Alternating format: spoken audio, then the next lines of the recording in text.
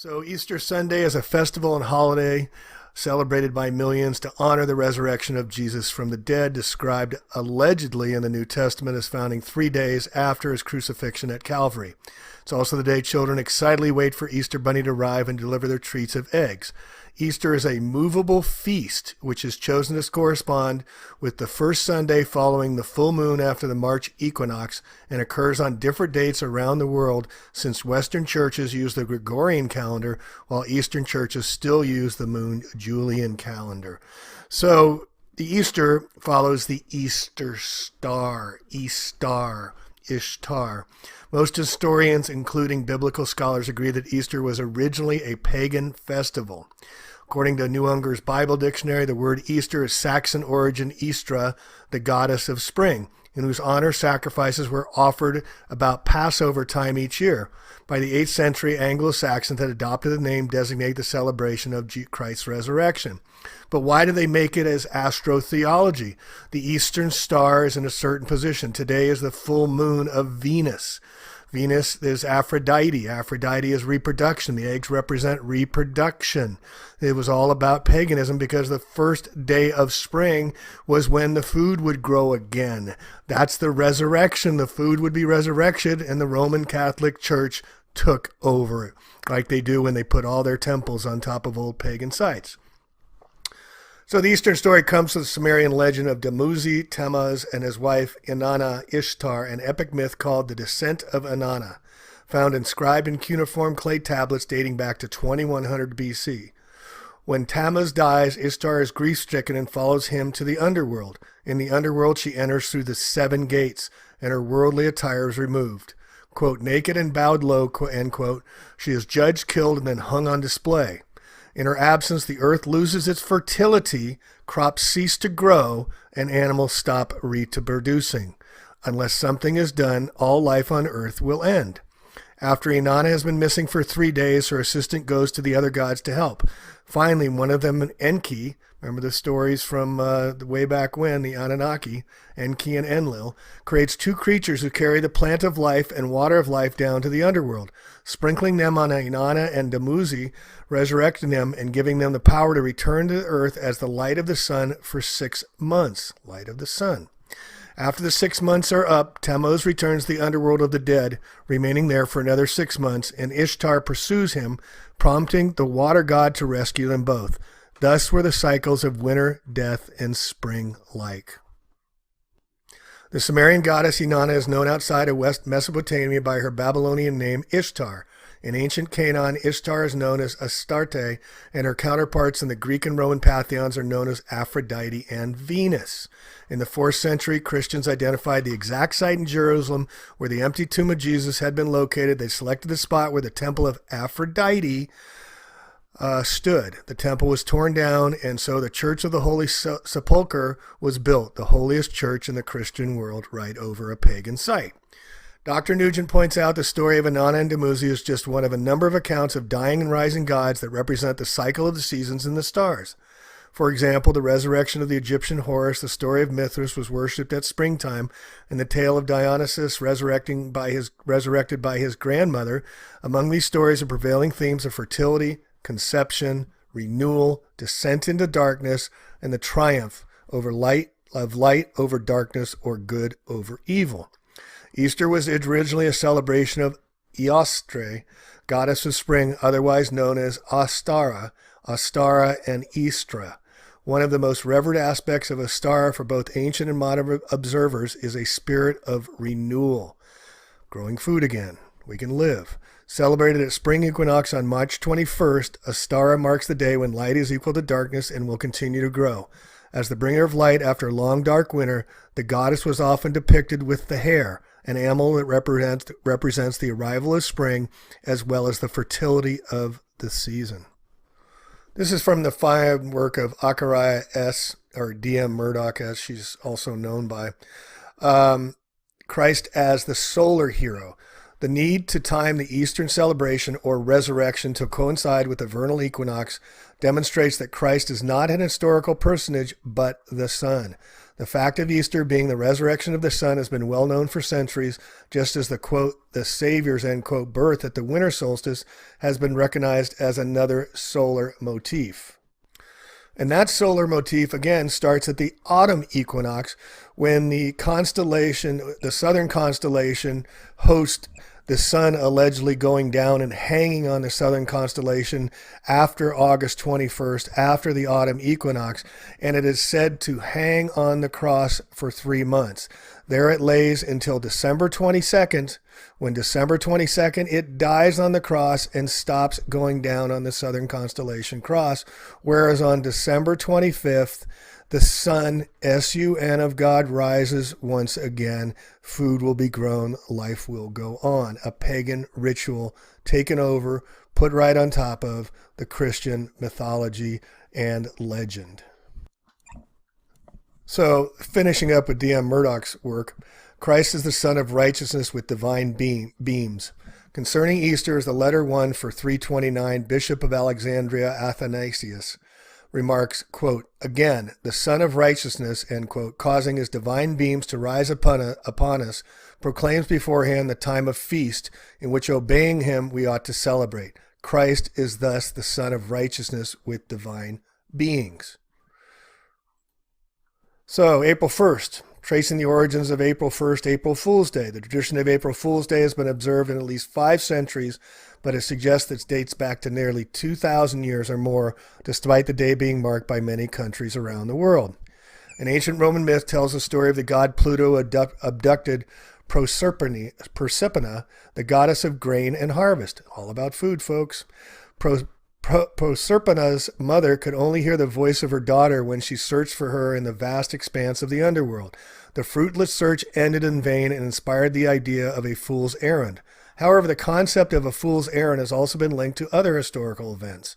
According to biblical theory, the 1st April is the day that Jesus was sent from Pontius Pilate to Herod and back again, a journey which has been associated with the old expression of sending someone on a fool's errand. During the Middle Ages, the number of celebrations developed which appear to have evolved from the early pagan festivals, appear to have evolved from early pagan festivals and served as direct predecessors to April Fool's Day. The most important of these days was Festus Fatorum, the Feast of Fools, which evoked out of the Saturnalia.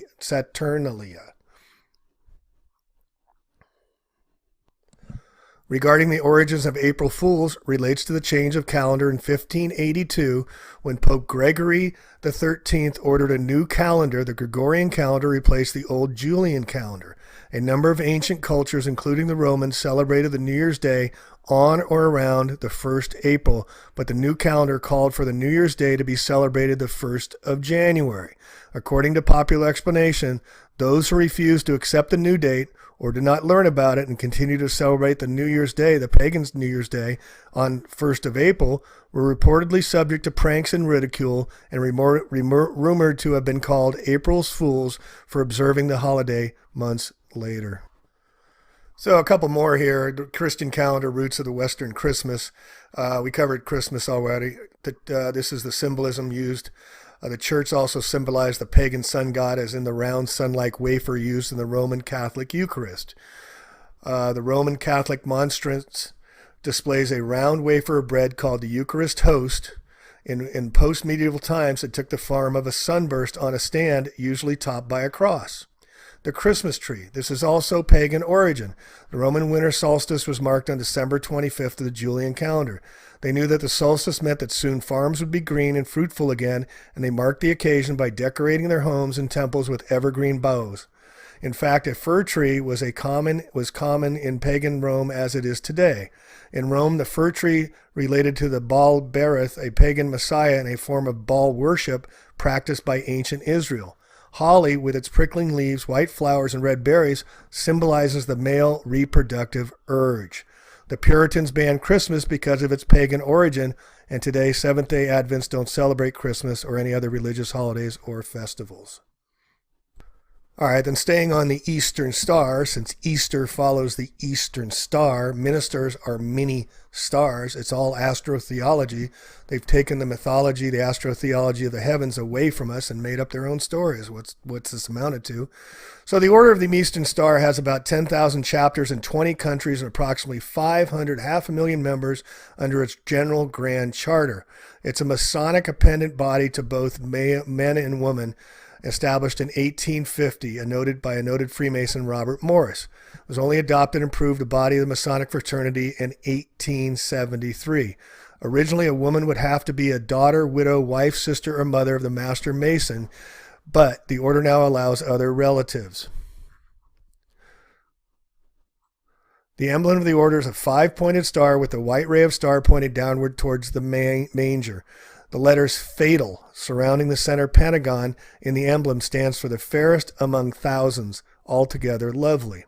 They take the 5 stars have virtues. The virtue of obedience to duty represents the virtue of religious principles, represents the virtue of loyalty, represents the virtue of endurance in trial, and the last one, Electa, the mother, represents the virtue of endurance of persecution. So that's the Eastern Star, the Women's Freemason division. And then we got the Knights Templar that still rule today, Red Cross, Christopher Columbus, Knights of Columbus, all of them have this red cross. Rothschilds, Roths means red, Shield means shield, Red Cross, they're all on the same team. These guys have been running the show a long time. So what date is this associated with? Who can tell us? Friday the 13th. Remember, it's supposed to be evil and it's a bad day and you get spooked, don't walk under a ladder, and Friday the 13th, all by programming into our minds. So how did that come about? After the fall of Acre in 1299, the Knights Templar lost their stronghold in the Holy Land. This would ultimately lead to their demise. In 1303, there's those numbers 33, the Templars had set up their headquarters in Paris. They were an order who had lost their purpose but still controlled enormous wealth. This unstable environment set up a power play by King Philip IV. Philip's kingdom was deeply in debt to the Knights Templar, and he feared their power. After the Templar banks denied Philippe another loan, he moved against them. On the morning of Friday, October 13, 1307, Philip had scores of Templars arrested in France, including the order's Grand Master Jacques de Molay.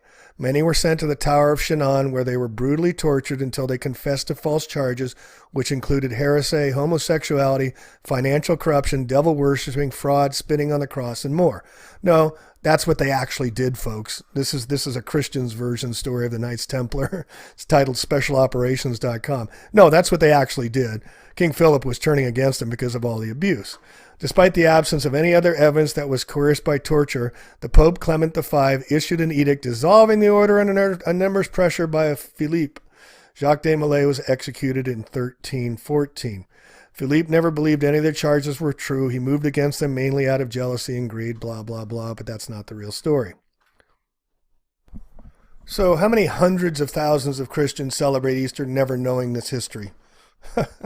It's incredible how they don't even know their origins of their holidays and where they actually come from and what the original derivatives of, because they can't go back in history farther than basically a little bit before the Christ event. But let's see what they have to why Easter is so important. Jesus is, according to Fox News, Jesus' followers rejoiced at Easter and developed deep faith. It wasn't just that Easter showed them a really amazing miracle. No, the joy of Easter is even deeper than that. Easter shows us that perfect love always wins, except we're not perfect. In the end, whatever powerful people might try to do to silence love, God's way is always stronger. Easter shows us that our mortal bodies die, but life for us continues. Hey, it sounds like reincarnation. Easter shows us that we need not fear death. Death no longer has dominion over us. The holiday celebrates a complete reorientation of the universe. Love defeats hate. Hope defeats fear. Sacrifice defeats greed. Mercy defeats might. Life defeats death. If you celebrate Easter, you're celebrating the beginning of growing food so we can all live again. But you're also celebrating God's great love for us, a love strong enough to defeat death itself. Happy Easter to you all.